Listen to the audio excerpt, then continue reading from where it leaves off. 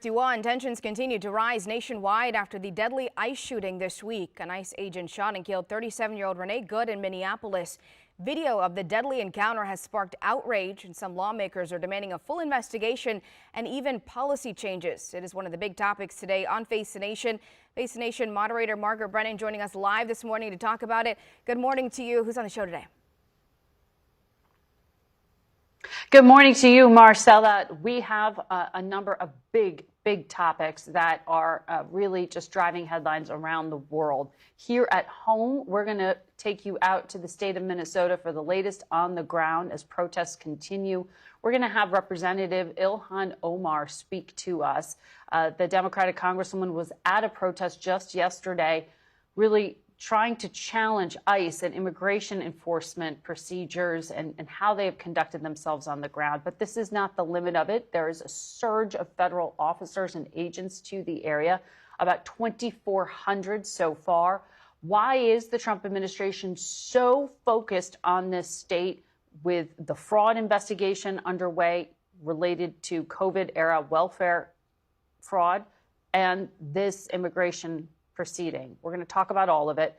Around the world, though, there are so many headlines that will be driving the markets and really just changing the state of play. We're going to have the Energy Secretary, Chris Wright, join us. We want to talk to him about those protests throughout Iran. The reports overnight are that they have only spread.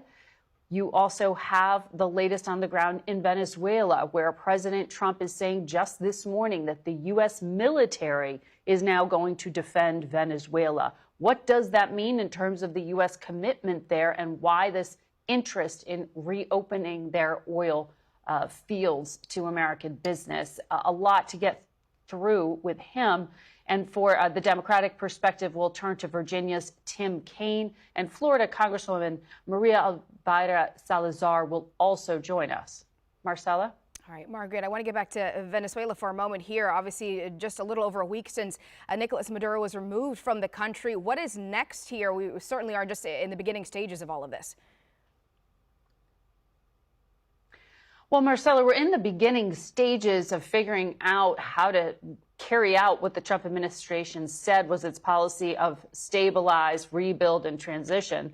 But already there's a flurry of business activity. That is why it's important to hear from Secretary Wright this morning about the deals the Trump administration's already trying to help put together to have American investors be able to access that market once again. You have the Treasury Secretary saying sanctions are going to be swiftly lifted. Does this mean America is going to be essentially running a state-owned oil company in Venezuela?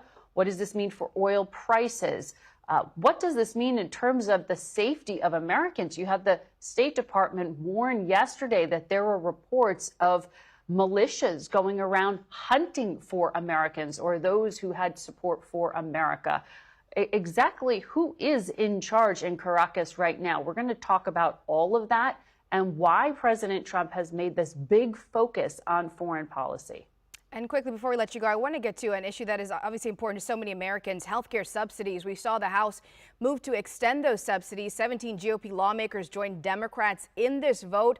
All eyes really now on the Senate, where pressure certainly building for some kind of bipartisan compromise. What should we be looking out for here in the next couple of days and weeks?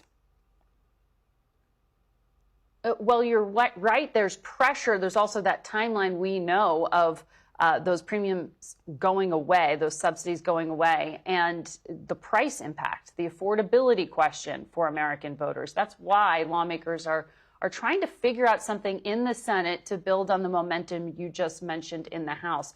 But it is not clear that there are actually the votes to get anything done.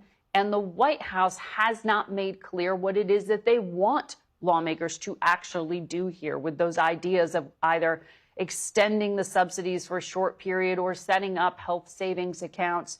What is the plan to make health care more affordable for Americans? It is very interesting the president is focusing more on these national security issues at the moment than on the affordability issue that we have heard Democrats really emphasize they think will be a benefit to them in those upcoming midterm races. Yeah, certainly a lot to get to this morning. Margaret, thank you so much. A reminder for you at home, Face the Nation airs right here at 10:30.